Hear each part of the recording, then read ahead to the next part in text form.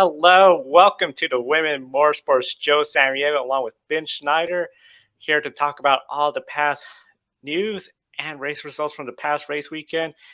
Ben, we got a lot to talk about, but before we get into that, a big thank you to our Patreon subscribers, calling the show, Mark, Robin, and David, our newest one. They invest in the Grid Network each and every month, help us get to $500 a month. We could be at a track more frequently. I know, Ben, not too long ago, you and I were at Portland International Raceway. Then, of course, we got Formula E at Portland International Raceway. Love to have Josh or anyone from the Grid Network join us here. And, of course, just seeing everyone at the track more frequent. Unfortunately, I know out of the series integrated ranking, W Series, they're now in administration. That was the big news many of us saw coming. Similar to a business in the United States declaring bankruptcy, it functions as a rescue mechanism for insolvent entities that allow them to carry on running their business. So sometimes we see in the news a business declare bankruptcy, but it's still providing customer service, they're operating. However, the BBC, they report that Evelyn Partners LLP said most of the staff have already left the business or have been made redundant. And we know there is no W Series 2023 season. So while some businesses continue to operate, it seems in this case, the W Series is closing up shop. How disappointing is it to see the W Series most likely is coming to an end? Yeah, Joe, I think we can take the most likely part out of that. I think anytime, we get to this point, it's, 99.9% of the time, it's the journey's over here. And I think we've really kind of known this for a while. I think, the F1 Academy being launched, that being the clear direction that Formula One was taking things, I think that was probably the final nail in the coffin for W Series, unfortunately. And it's a shame. I know our friend Daniel wrote that opinion piece this week for his website talking about how the series was certainly controversial, certainly had its detractors. And I remember Pippa Mann being among the most vocal when it was first launched. And while I understand that side of things very much, I also believe that for the women that took part in this series that didn't have any opportunities elsewhere to compete alongside their male counterparts in the sport of auto racing, to have just any opportunity to continue to get track time, to be in a race car, and to be in a series that had, a decent enough following and media attention surrounding it because of how unique it was. I think it was better than nothing. And I remember Will Buxton saying as well, we can be opposed to this potentially in principle, but at the same time, the status quo wasn't working as well as we were anticipating. Why not try something a little bit different? Why not open up a pathway to give women more opportunities in racing? So while we do have the F1 Academy now, and we'll be following that as their season continues, it is disappointing that this particular avenue as well, the W Series, has officially come to an end here as they've gone into administration. And I feel for everybody that was a part of a series that worked on the cars, that drove the cars. I hope that they can find somewhere to land that will give them a similar opportunity in the future, because it's just a very unfortunate sort of deal to see. I mean, it's unfortunate anytime you have any series, enter administration. This certainly is far from the first one, and unfortunately, I'm sure won't be the last one either. But particularly for what this series meant to so many women in motorsports, very disappointing day. Very disappointing day. I know for us here in the Grid Network, definitely it was something where, as we were following the W Series, the 2 seasons after the pandemic, definitely talking about all the drivers, especially on this show, it was something where it was just really, we felt like as the competition was getting better, who was going to win, especially after Jamie Chadwick. Rumors were, okay, she won't be back after potential third championship. Unfortunately, that season came to an end. No more season afterwards to see who was going to sort of take that next top step. But overall, the concept, the idea that funding didn't really matter, I think that was groundbreaking. The fact that we had something specifically for females where if you didn't have the budget, didn't have the sponsorship money, this was your avenue to potentially get yourself to higher up when it comes to being in your racing career.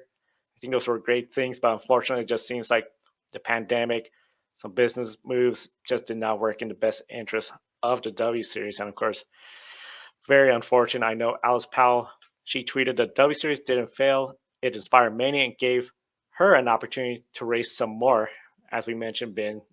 A lot of these female racers, most folks didn't hear about until the W Series. And of course, many they're looking at F1 Academy now as the inspiration for the W Series. I wonder if the two could work together, especially when that was first announced. We know the last season ended prematurely with the sponsorship partner failure to deliver a payment. Season came to a sudden end. And as you mentioned too, we've always seemed to talk about the challenges of sponsorship for female racers in a sport dominated by male athletes. Does this indicate that there are still challenges that not only exist but really haven't improved much when a business partner fails a payment and throws a series down? Yeah, well, let's keep that, in a relative mindset here. There was a time, as recently as half a century ago, where women were just starting to be allowed to set foot in Gasoline Alley at the Indianapolis Motor Speedway. So when you think about those days, we have come a very long way, and we need to be thankful for that. But at the same time, I remember growing up, the first Indy 500 that I ever watched in 2007, there were 3 women in the race. Danica Patrick, Sarah Fisher, and Milka Duno. Now, I know Milka in particular came under some criticism. People thought that she was taking a step too far too quickly. Robin Miller in particular was very critical of her and how long it took her to get up to speed. But the reality of the situation is that kind of set the tone for the next few years in terms of having not just one woman on the grid at IMS, but multiple women competing in that race. I think as many as 5 attempted the race in 2010. So, to use that race as an example, in 2020, we didn't have a single woman on the entry list. And then 2021, Simona De Silvestro came back. She was the only one. Then last year, back down to 0. This year, Catherine Legg was the only one. That indicates to me that, like you mentioned, if anything, not only have we not improved the situation for women getting these opportunities and finding these rides in races such as this and series such as the IndyCar series, if anything, we have taken a step back to go from, getting 3, 4, maybe even 5 women attempting the race to 1 at most over the last 4 or so years, whatever it is. I think that's a very disappointing fact. That's just what the situation is right now here in the States at the Indy 500. And I know it's certainly true all over the world as well. And you think of NASCAR, of course, still looking for their first full-time female driver since Danica Patrick retired a couple of years ago. I know that this isn't me saying that women face challenges that men in motorsports certainly don't. Of course, they face sponsorship challenges as well. There have been plenty of drivers with talent, both male and female, that have been denied opportunities because their rides went to drivers that brought certain funding that they couldn't bring. It's certainly not an issue that's exclusive to female racing drivers, but I think it is certainly prevalent among them trying to gain those opportunities as well. And it's unfortunate to see, and it's unfortunate that the W Series, which was a free to enter series and provided those opportunities for them, is now no longer there. It just further drives home the point we were talking about earlier in the segment in terms of just what a sad day this is and how disappointing it is that the series has folded and we're not going to see it again. Yeah, very disappointing. I think you brought up a good point where we have made advances, but still, just a thought that Indy 500 lately, 1 female driver, no female driver, when we had years where there was multiple female racers. Feel like it has felt like the sponsorship, we know, as you mentioned, it is a challenge for everybody, but it just feels like there is something where it does get much harder when in a sport where it's a lot of male drivers, a lot of people still think about a racing driver being a male, and then, oh, it's a female driver. It just seems like catches people by surprise. And I would have thought, especially with the W Series being in the United States, we know they had some sponsorship from Puma. The market here in the United States for women's sports like women's soccer, the WNBA, I thought this was going to really help them. I was just surprised that it didn't really capitalize and continue growing. It's just one of those deals where we know motorsports compared to basketball, football, soccer, much more expensive. You need the funds for the track, the cars, and everything. So it's a lot of challenges, but this is definitely, I think, as you said, very sad, unfortunate to see the W Series. But I think if anything, we are hopeful that we'll continue to see some of the drivers that were in the W Series race around the world. We know, of course, Jamie Chadwick She's an Indy next. We'll be talking about F1 Academy shortly and other drivers that are making more. And of course, we encourage everyone to visit the website racersbehindthehelmet.com to follow all the female racers, not just the ones that were in the W Series, but racing all across the world. And of course, one of the big things when it comes to the W Series as well, too, it was something where I think, as we all could agree with the W Series, it was a lot of fun. We're going to remember the memories from it and definitely continue on following all the women in motorsports as we do here, and that includes F1 Academy. That's right, Joe. Well, F1 Academy is approaching the halfway mark of its first season this weekend. Circuit Zandvoort is the site of the next 3 races, with the second race marking the halfway point in the season. Right now, every driver is still mathematically eligible for a championship. Marta Garcia has a sizable lead in the championship fight, but not enough to mathematically eliminate anyone in the field. Monza is where that point will potentially come for some drivers at the back of the pack. So, Joe, does this put pressure on drivers at the back of the standings, including Megan Gilkes, the former W Series racer?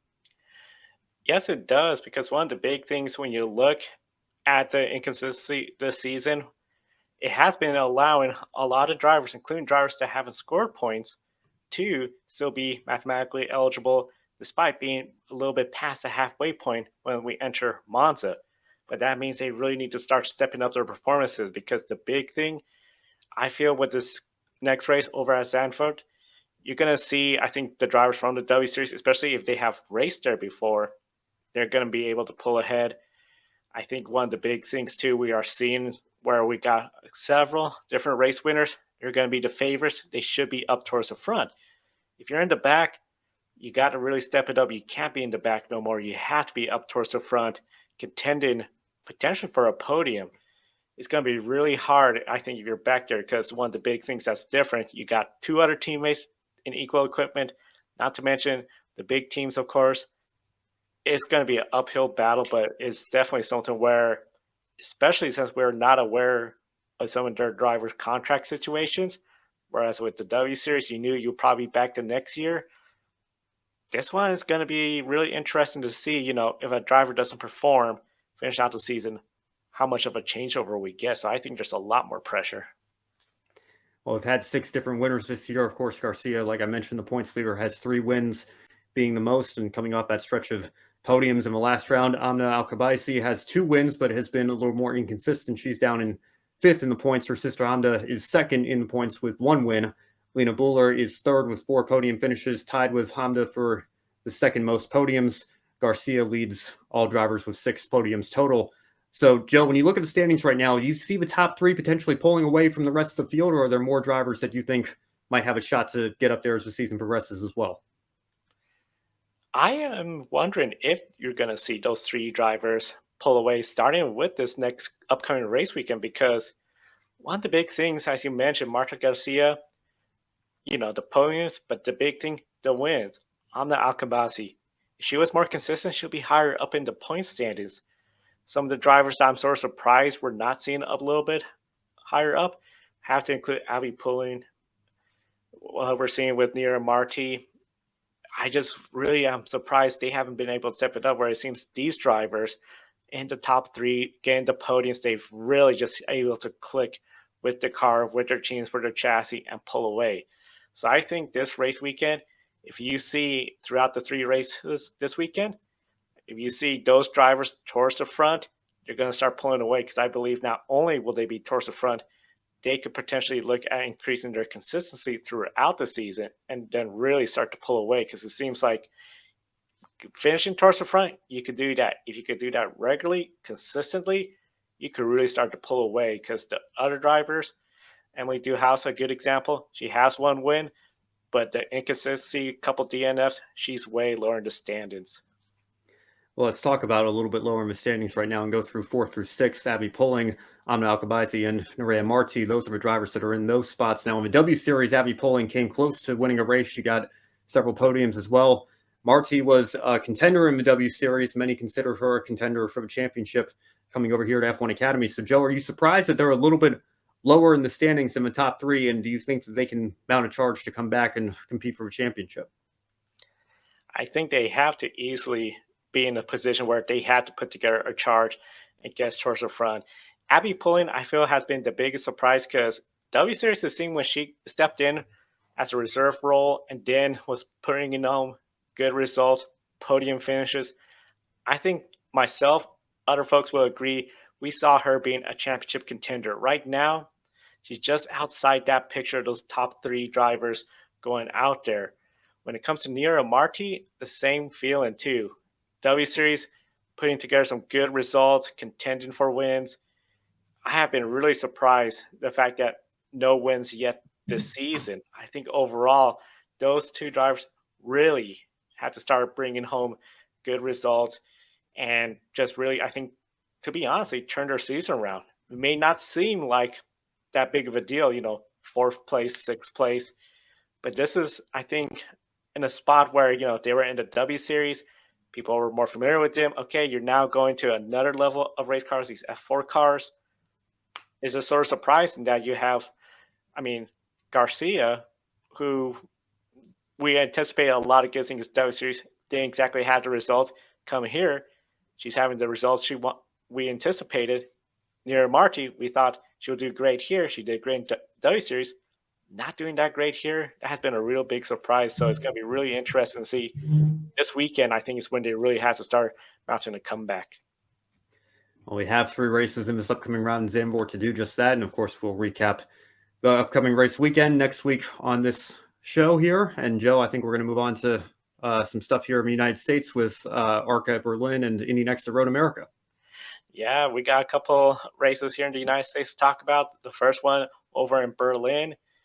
I know, especially for everyone that watched the Grid Encore program, most of the people were talking about the ARCA Menards Series race and the final last lap pass there and whether it was fair, dirty, or not. But we have to talk about Toni Breidinger, Ben. Overall, 5th place finish. She started in 4th place, 17 cars in this field. We know a lot of times when it talks about Toni, it seems like the question is, okay, could she hold up with her teammates? What are the other competition, the drivers all doing in the race? Overall, how did the race play out for her to be up there in 5th place? Well, we need to talk about how much she's improved, and she deserves a lot of credit for that. To qualify 4th in a 17-car field is certainly a very strong result for her. And to come home with a top 5, she never had a top 5 before in the ARCA Menards Series.